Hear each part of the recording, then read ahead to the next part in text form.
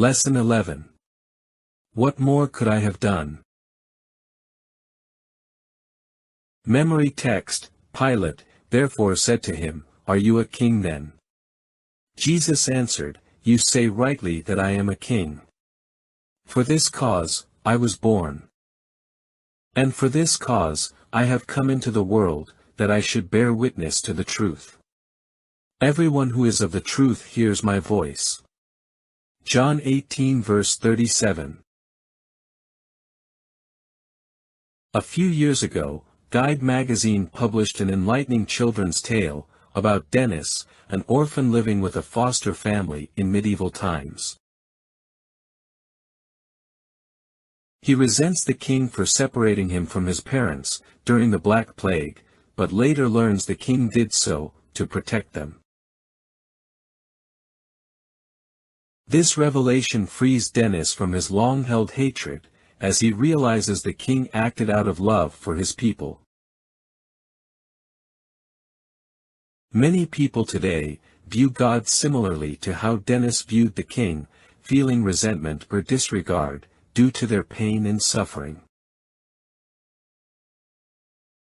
They question God's presence during hardships, and the existence of evil. While the cosmic struggle sheds light on these issues, uncertainties remain.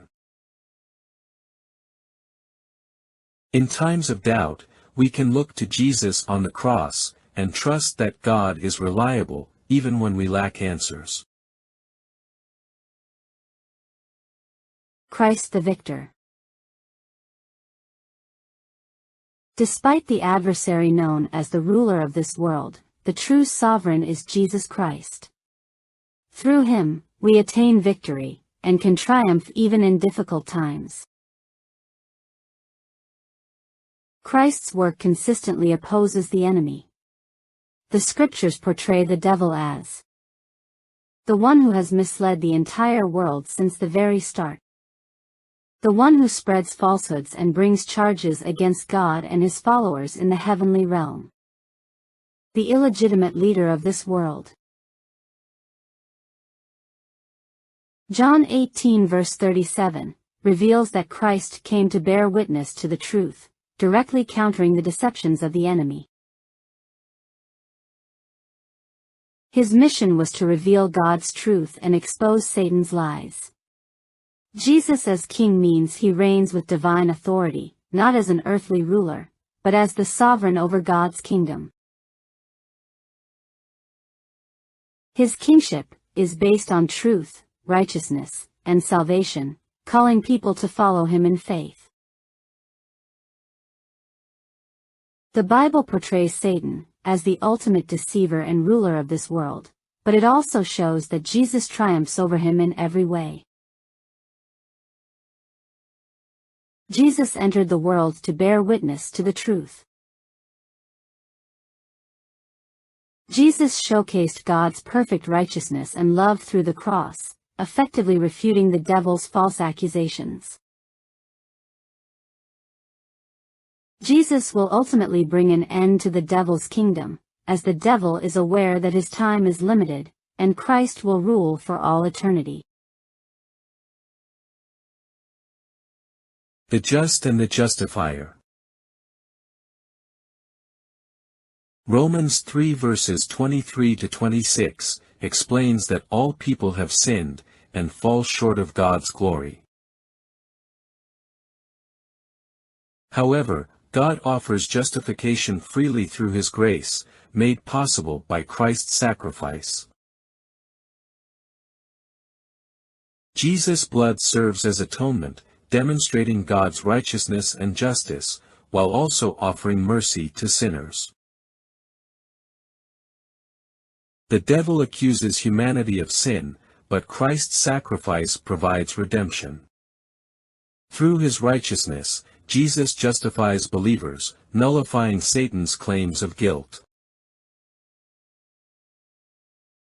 Romans 5 verse 8 declares that God's love is shown in Christ's sacrifice. He died for sinners while they were still in sin, not because they earned it. Satan may argue that sinners are unworthy of God's love, but Christ's death proves otherwise. His unconditional sacrifice refutes the devil's accusations, affirming God's grace and love for humanity. Revelation 12 verses 10 to 12 describes a heavenly proclamation of victory, declaring that salvation, power, in God's kingdom, have come because Christ has defeated the accuser, Satan. The devil is cast down, and believers overcome him by Christ's blood and their testimony, even in the face of persecution. In Genesis 3 verse 15, God foretells the conflict between the serpent, Satan, and the offspring of the woman, ultimately promising that the woman's offspring will crush the serpent's head, though the serpent will strike his heel. Revelation 12 verses 10 to 12 fulfills the prophecy of Genesis 3 verse 15, by showing that Christ's victory on the cross crushed Satan's power. The cross was the decisive blow, defeating the devil's authority and sealing his ultimate destruction. Christ's triumph secures salvation for believers, proving that God's redemptive plan from Genesis was fulfilled through Jesus. The Song of My Beloved. Isaiah 5 verses 1 to 4 is a warning to Israel and Judah, that despite God's blessings, they have failed to bear good fruit. The passage emphasizes God's disappointment, and sets the stage for judgment, which is further explained in the following verses. It highlights themes of God's justice, Israel's unfaithfulness, and the consequences of disobedience. Isaiah is speaking, but he presents the words as a song or parable about his well-beloved, referring to God. Isaiah is speaking about the people of Israel and Judah, using the metaphor of a vineyard to represent them. The vineyard represents the nation of Israel, and by extension, Judah. The vineyard owner represents God. The vineyard owner, God, takes significant actions on behalf of the vineyard. He takes great care in cultivating the vineyard in several ways.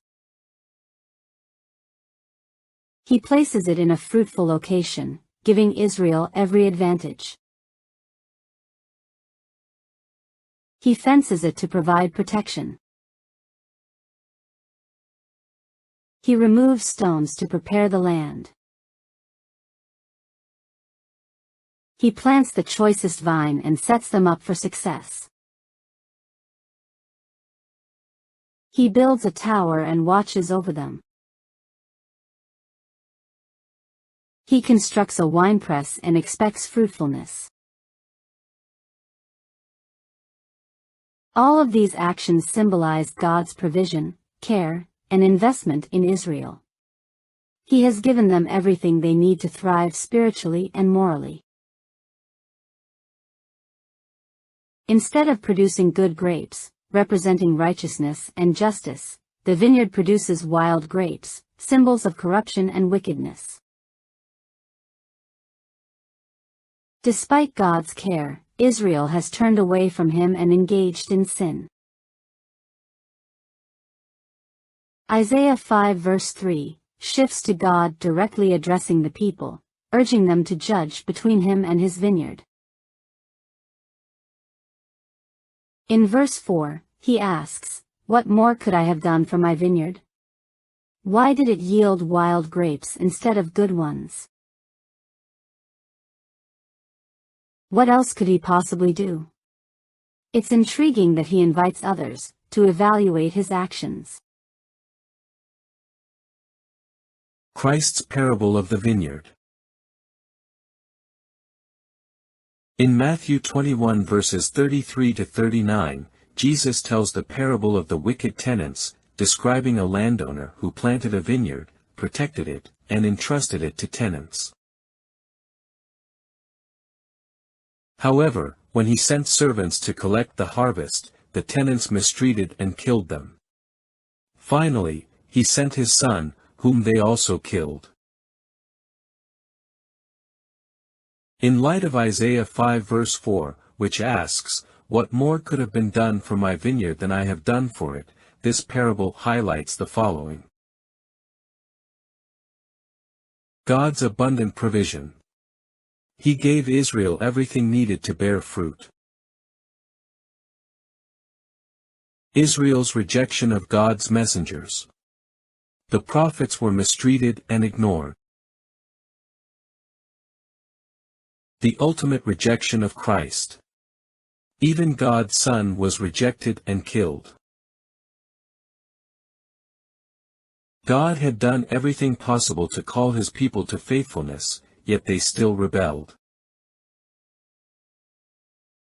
The cross shows that God has done everything possible to combat evil while allowing true love to flourish.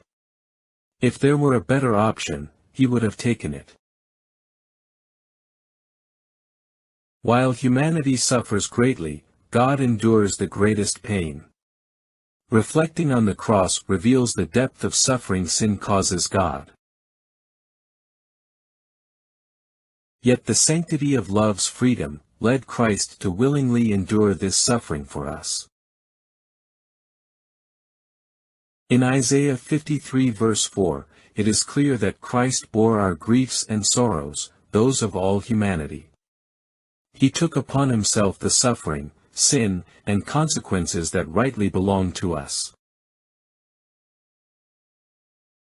God's love is so immense, Jesus willingly took our punishment to redeem us. The cost of salvation was terribly great. It required Christ's suffering and sacrifice.